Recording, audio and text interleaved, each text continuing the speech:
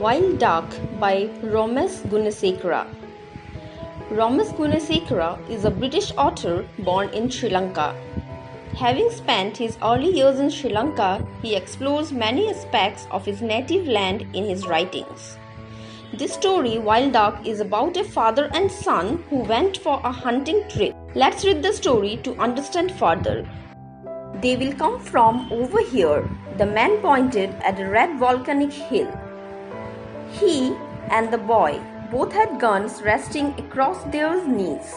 They sat facing each other in a small motionless boat with the oars tucked in. The story begins with a man who is pointing at a red volcanic hill. That means the hills from where volcanic eruption takes place. He was showing the boy the position from where the wild ducks would come. Both of them had guns and were sitting in a motionless boat.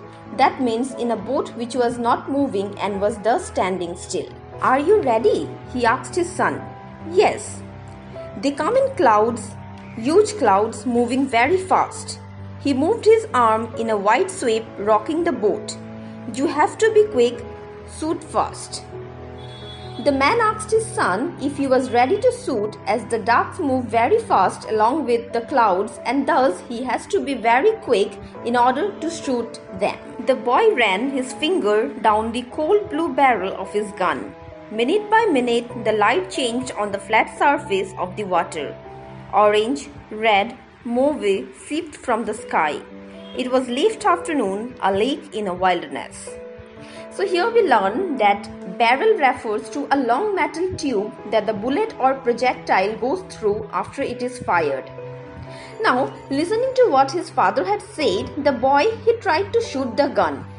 And different colors such as orange, red, purple, etc. came down from the sky to the surface of the water as the birds moved in the late afternoon in that uninhabited region. "You loaded?" "Yes." "Remember, aim well ahead. You have to imagine the flight path. To be dead on is not easy, but you have to manage with just one shot." Here, the father asked the boy if his gun was ready with bullets. The boy then replied with a yes, and having heard this, his father asked him to aim well and also imagine the flight path, because to hit the target perfectly is not an easy task, but somehow he has to manage it with only one shot. The boy said that he knew this trick. Suddenly, the boy looked up. "Is that them?" A ribbon of black dots billowed out of the horizon. The boy was spellbound, breath whistled out of his small round mouth. Watching birds was his passion. "There must be millions," he exclaimed.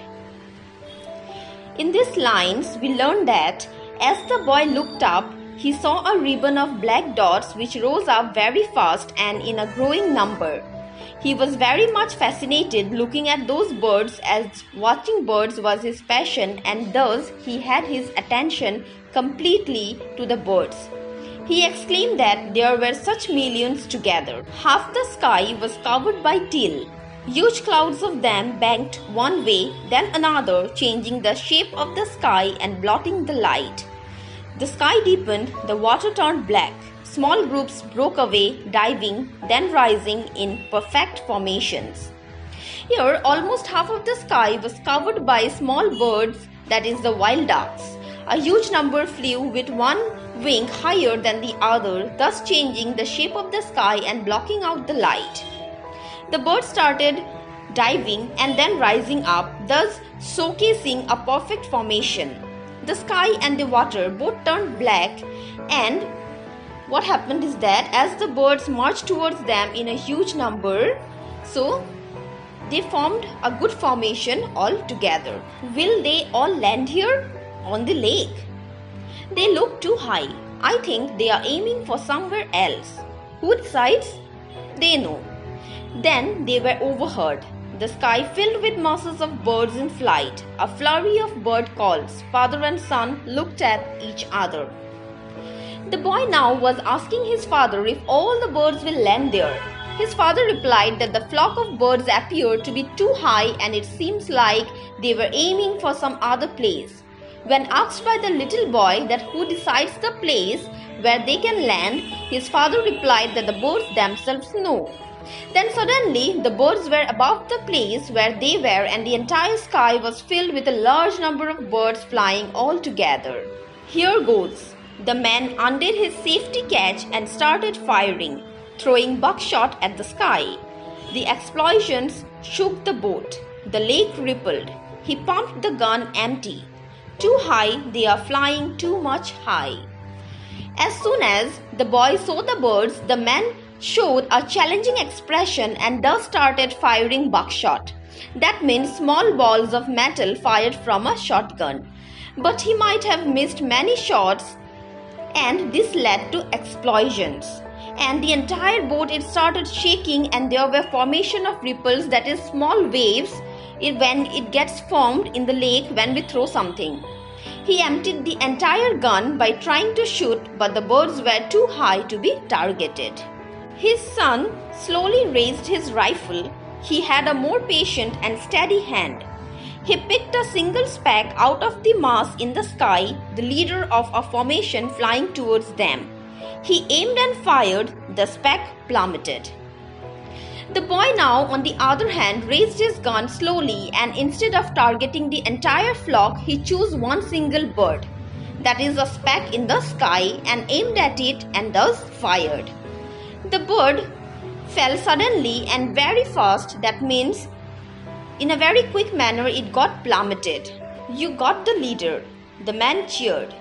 Another bird swiftly took its place. They were all leaders by instinct. I want to find it. The boy put down his rifle and took the paddle. Did you see where? The man was very happy as the boy was successful in killing the leader. But very soon another bird took the place of the leader, as the animals and birds behave naturally in this way without hearing about how to act. The boy now, he kept his gun down and took his paddle and started searching for the bird which was dead. It fell just behind the bulrushes. Go round that way. The boy moved the boat against the tide of till, still wailing overhead. His arms trembled as he pulled the paddle through the black water. I think I can see it, he said, leaning forward. The dead bird fell among the plants with tall stems near rivers and lakes. Searching for it, the boy moved his boat against the large number of wild ducks moving together and flying all around in circles. As he was paddling continuously, suddenly he felt like he was able to locate the bird. There was a lump floating on the water, a broken wing pointing at the sky like the raked sail of a toy boat. The boy lifted the paddle and they glided up to it. He bent over the side and scooped it up. Well done, the man said. His son was silent. The boy saw the lump which was floating on the water along with the broken wing which appeared like a toy boat. He lifted the paddle and moved with a smooth, quiet and continuous motion. The man was very much impressed by this, but the boy was silent without speaking up anything.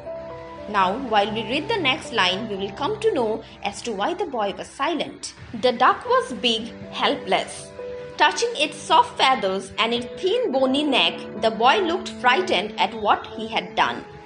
Then the duck lifted up its head. Look, it's not dead. The duck was very big and it looked quite helpless. Now the boy was frightened when he touched the bird's soft feathers and its thin neck. He was very guilty for what he had done. Suddenly, when the duck lifted up its head, the boy realized that it was still alive. The blood seemed to flow again in the boy's arms. He breathed in relief. The boy looked blank. The boy stroked its head. I want to go home. You will have to look after it. I know, I want to. As the duck showed no reaction, but still the boy was relieved because he was able to feel blood movement in his arms. And now he wanted to go home and take care of this duck which got harmed because of him. At home, the boy bandaged the wing and learned to feed the maimed duck. He spent hours watching it waddle about the backyard. Sometimes it would stretch its neck and try to flap its lopsided wings, but it could never fly again. Now, after taking the bird to his home, the boy learned to feed it. He bandaged its wing and thus spent many hours watching it try to walk with short steps. But unfortunately, the bird could never flap its wing and fly again. One day, the man asked his son, "Where's the gun?" "I threw it away," he said defiantly. "You what?" asked the man, shocked at his son's defiance. "It was mine. You gave it to me. But it didn't kill your duck. It gave you your duck." After a few days, the man inquired about the gun, to which his son replied very rudely, as he was not willing to obey his father anymore. The man was shocked at this, and thus he lied that it didn't kill his duck and it was still alive. The boy couldn't even agree to this, because although the bird was not dead, still he was guilty for his act, because the bird got harmed because of him. The man felt the blood pumping in his head, and then he was filled with a sense of peace. He found he was relieved the gun had gone. Although we learned that the man was asking his boy about where the gun was, or he was saying his boy to kill the gun and all, but towards the end we see a sense of human kindness which the man had, because as he felt the blood pumping in his head, the man felt relief. Though he knew that the gun had gone, but still he had a sense of relief. Somehow we can connect this, that the man too might be not willing, but because of certain issues in his life or his family, he was bound to do such things, such acts where he had to kill birds for the fulfillment of his own personal desires.